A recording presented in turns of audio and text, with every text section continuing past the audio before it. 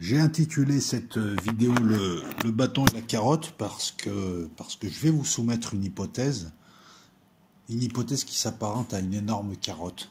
Énorme carotte pour les gens du Haut-Karabakh. Alors au 6, il est 23 h, on est le 6 octobre, ça fait 10 jours que les combats ont commencé, entre des forces azéries, mais on sait en fait que c'est surtout des forces spéciales turques.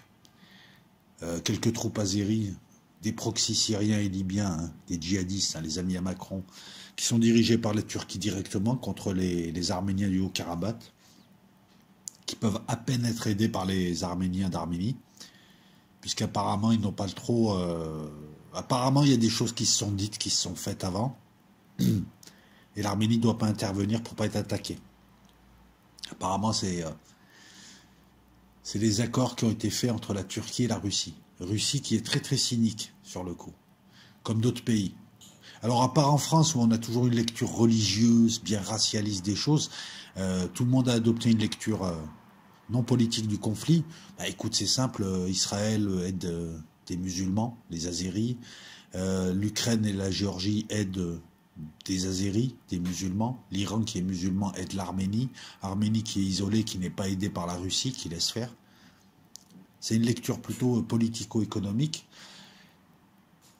10e jour, et c'est en train de basculer. Les combats sont intenses, mais on est encore dans la phase, on va dire, 1-2. La phase où d'un côté on pilonne, avec de l'artillerie, avec des lance-roquettes multiples. On utilise des drones pour reconnaître et trouver où sont les positions arméniennes pour ensuite pouvoir les bombarder, notamment avec des F-16 ou avec des drones turcs ou israéliens. Suicide. Utilisation de missiles, de plus en plus, missiles sol-sol. Ça, c'est la phase 1. C'est une phase classique de combat massif. Détruire les fortifications, détruire l'artillerie de l'autre, en utilisant, là en l'occurrence, la suprématie aérienne, hein, puisqu'en face, il n'y a pas d'avion. Et elle est mal utilisée, mais elle est utilisée quand même. Enfin, elle n'est pas utilisée de la manière la plus rationnelle qui soit, mais elle est quand même bien utilisée.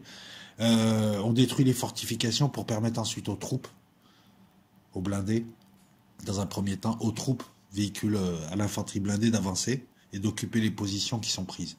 Voilà, tu peux pas les faire avancer avant tant qu'il y a de l'artillerie en face.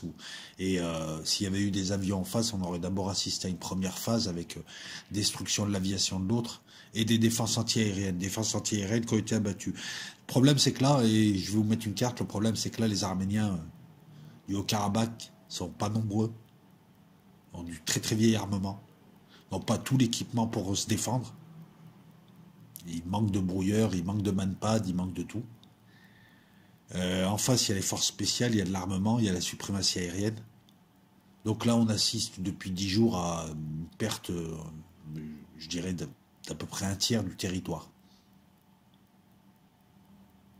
Est-ce que le front s'effondre, le front arménien ou pas? Ça y ressemble. C'est peut-être aussi un repli stratégique. Face à la puissance de feu en face, peut-être qu'ils ont décidé de se replier sur des positions plus faciles à défendre et à fortifier. Se replier aussi vers les villes, puisqu'on voit que les combats maintenant se dirigent vers la capitale, Stepanakert, qui a été bombardée au missile. Les Arméniens du Haut-Karabakh, eux, ont répliqué en bombardant Ganja, notamment, hein, et non pas Fizouli, Ganja, une ville azérie. C'est la guerre. Phase 1 et 2, parce que 80% des victimes, pour l'instant, sont dues soit des frappes aériennes, soit des bombardements. Il n'y a pas de combat d'homme à homme, combat de proximité, pour l'instant, ou très très peu. L'armée azérie, c'est pas l'armée azérie, donc hein, c'est de la piétaille turque, bientôt la piétaille libyenne, des forces spéciales turques, et puis éventuellement quelques troupes azéries. Mais on sait que c'est la Turquie qui mène.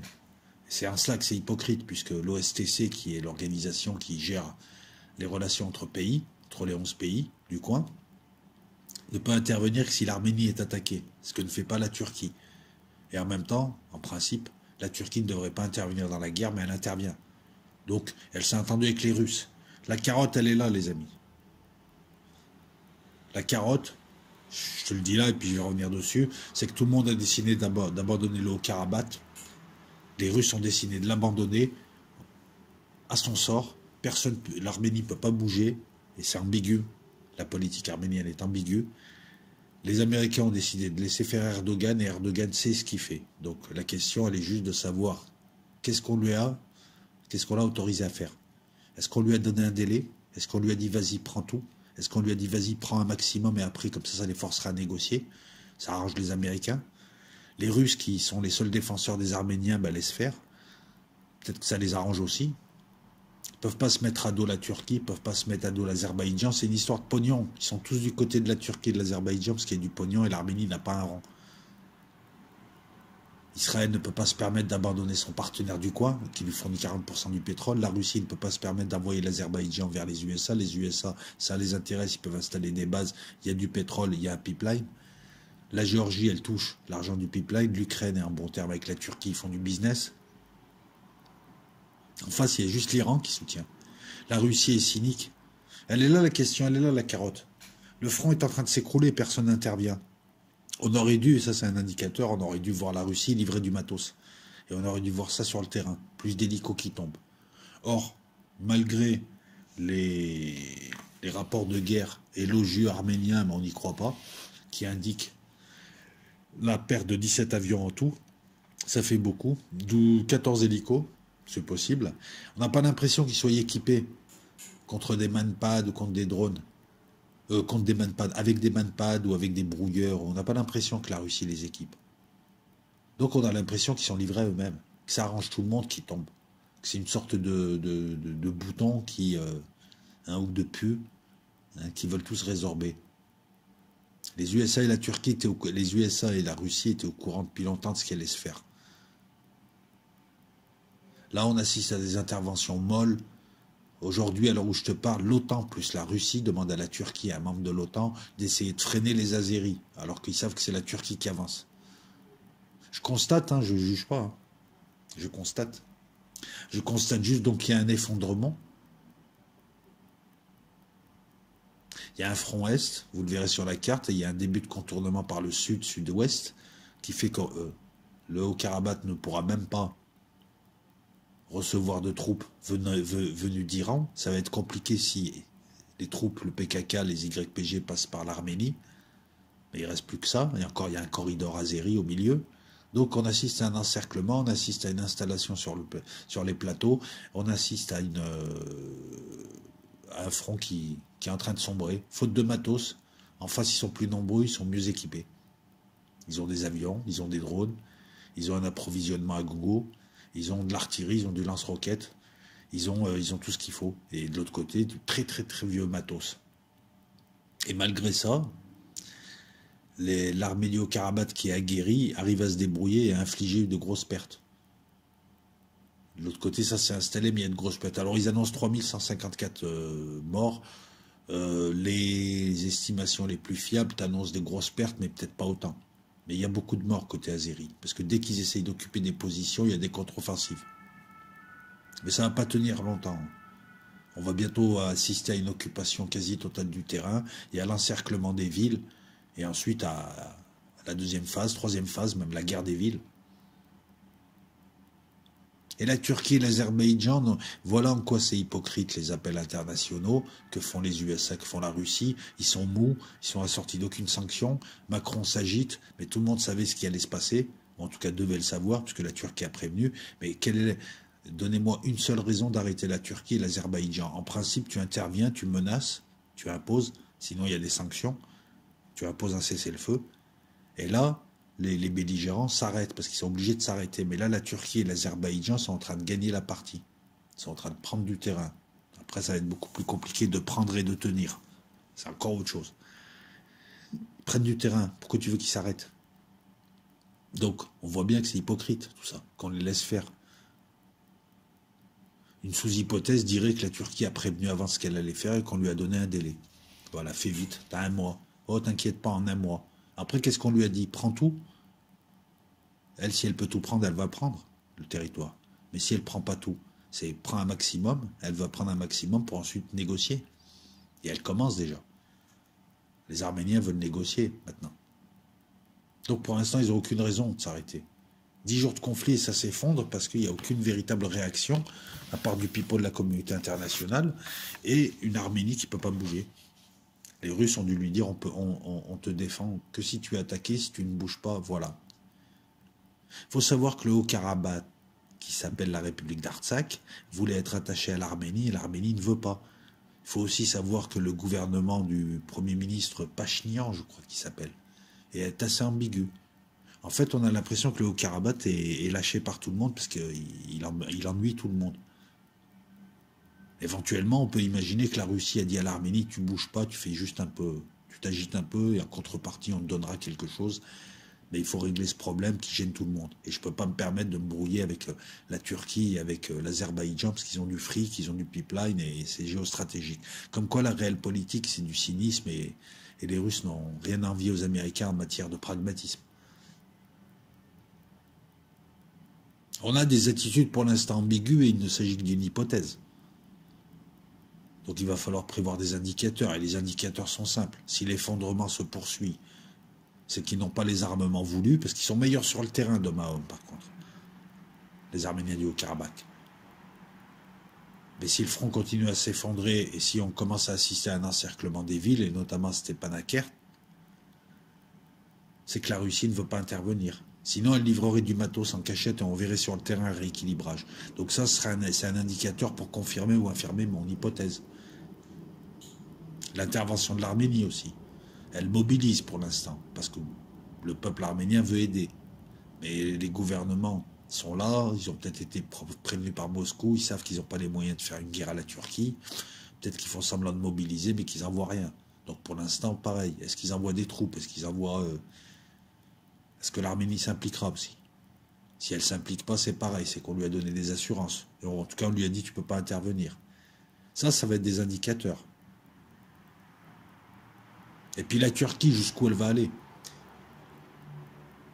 Sans résistance, est-ce qu'elle va aller jusqu'au bout? Avec résistance, est-ce qu'elle va vite négocier ou pas? Je vous avais dit, il faut attendre une semaine, 7 semaines, pour voir plus clair. L'OSTC ne joue pas son rôle, en fait. Donc on a une population qui est dans une région autonome, enclavée dans un pays auquel elle ne veut pas appartenir. Le pays revendique la région, veut la reprendre de gré ou de force. En tout cas, c'est ce qu'il dit. Je pense que s'il reprend déjà une bonne moitié et il négocie, comment faire? Et une communauté internationale qui ne bougera pas parce que c'est pas l'Arabie Saoudite, c'est pas le Koweït, c'est pas, il n'y a rien à gratter. C'est une sorte de Yémen. Il n'y a pas d'argent à gratter, il n'y a plus de droit. Est-ce que la Turquie a donné des garanties aux Russes et aux Américains? Genre, je n'attaquerai pas les civils, je n'attaquerai pas l'Arménie, mais en contrepartie, vous me laissez résoudre ce problème. Ça aussi, c'est une question. En tout cas, ce qu'on voit pour l'instant, ce qu'on peut constater, c'est que tout le monde laisse faire. Ce n'est pas leurs déclarations qui vont faire quoi que ce soit sur le terrain. Peut-être que la Russie va laisser encore faire un peu comme pour la Biélorussie, avant d'intervenir. Et de dire à l'Arménie, t'as vu, tu nous dois tout, on est ton grand frère, donc tu te tais. Je sais pas. Peut-être même que l'Arménie, voilà, on lui a promis quelque chose. Pour l'instant, moi, ce que je sais, l'hypothèse que moi je peux proposer,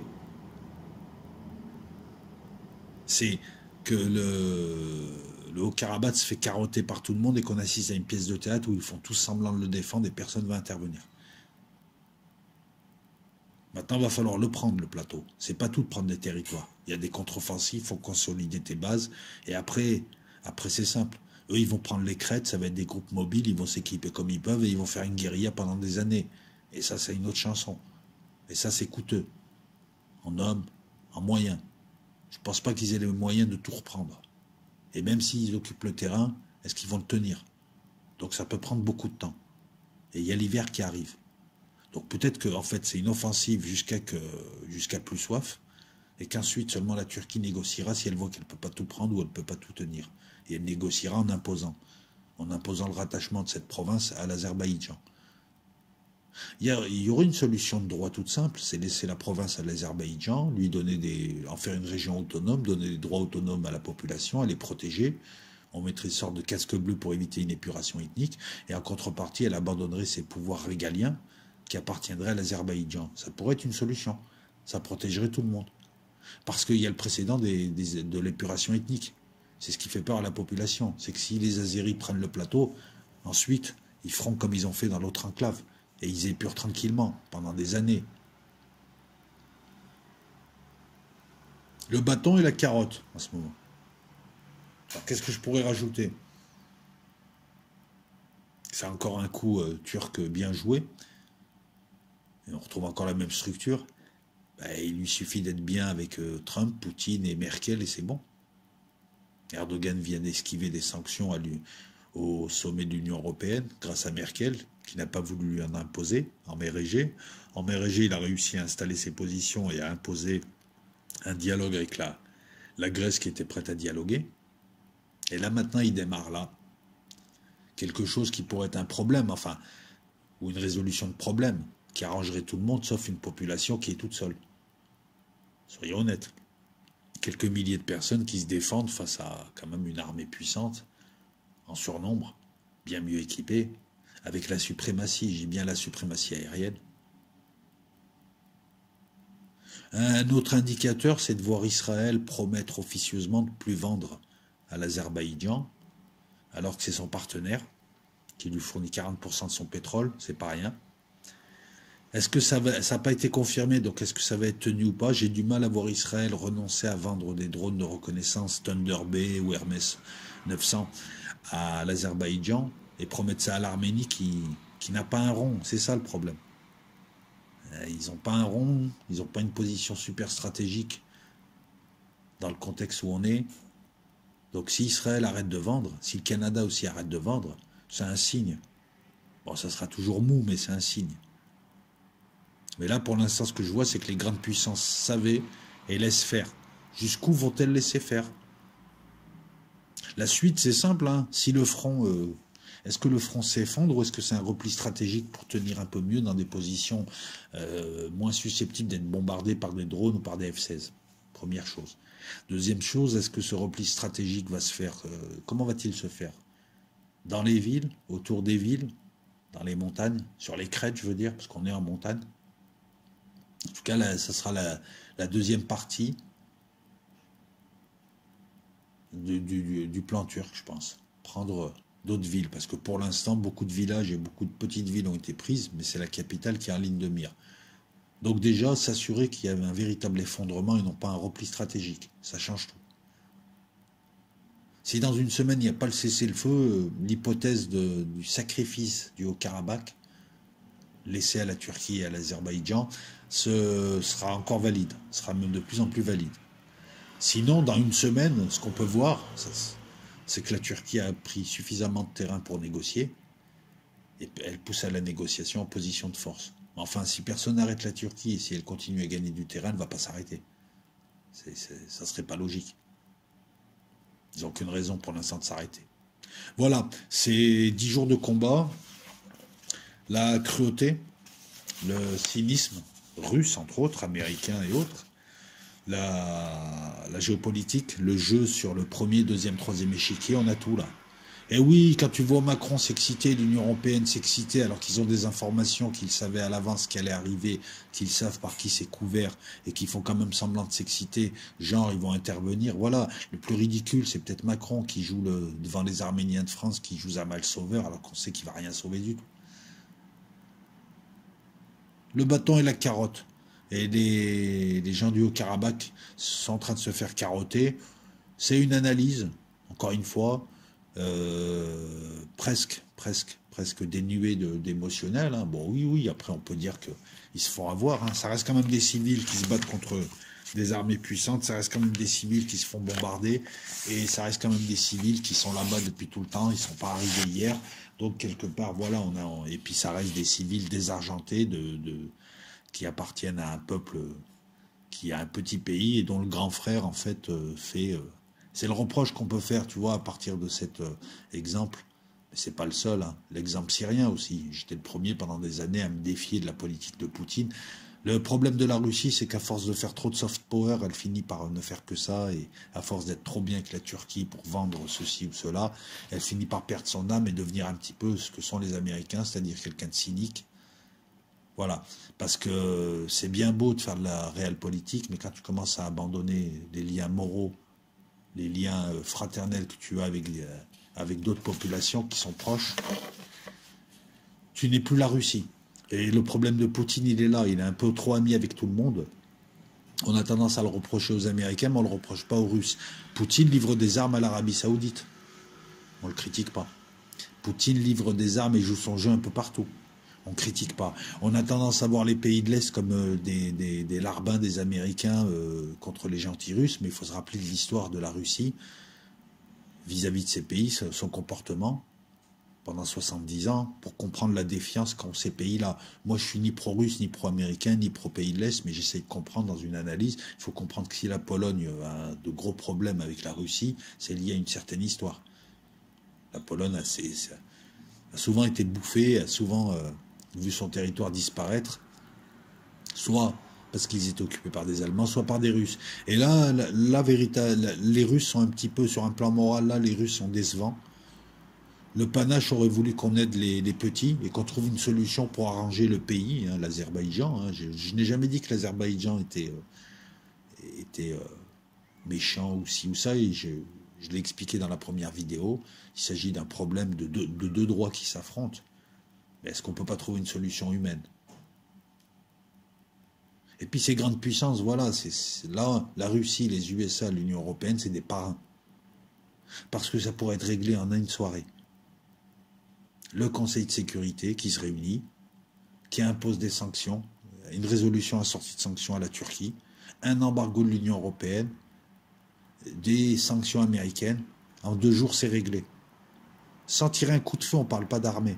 Donc pourquoi ils ne le font pas? Voilà, elle est là la réalité. Parce qu'ils se sont entendus, parce qu'ils ont donné l'autorisation. Parce qu'ils ont donné l'autorisation à un capot, Erdogan, de faire ce qu'il voulait dans sa zone. Et puis parce que voilà, aller au Karabakh, il n'y a pas d'or, il n'y a pas de pétrole, il n'y a rien d'intéressant pour eux, ils s'en foutent. Ça va faire plaisir à Erdogan, peut-être qu'il a promis des choses lui aussi. Je pense qu'ils se sont tous promis des choses. Et à suivre. C'est une hypothèse, hein, c'est une hypothèse. Elle peut être confirmée ou infirmée, tout dépend de ce que va faire la Russie, mais pour l'instant, la Russie joue aux Américains. Mettre en concurrence leur pseudo-alliés. Enfin, moi, je serais l'allié des Russes. Je me poserais une question, enfin, je ne me poserais même plus la question. Je saurais plus ou moins jusqu'où peuvent aller les Russes. Lorsqu'on voit la Syrie, ou lorsqu'on voit... C'est pas un jugement, c'est un constat. Lorsqu'on voit la Syrie, lorsqu'on voit la Géorgie, lorsqu'on voit la Crimée, lorsqu'on voit... maintenant le Haut-Karabakh, on a une idée plus ou moins de comment et jusqu'où peut aller la Russie. Ben, elle va jusqu'à ce que son jeu lui permette d'aller, hein, ses intérêts, en fonction de ses intérêts. Allez, ciao tout le monde.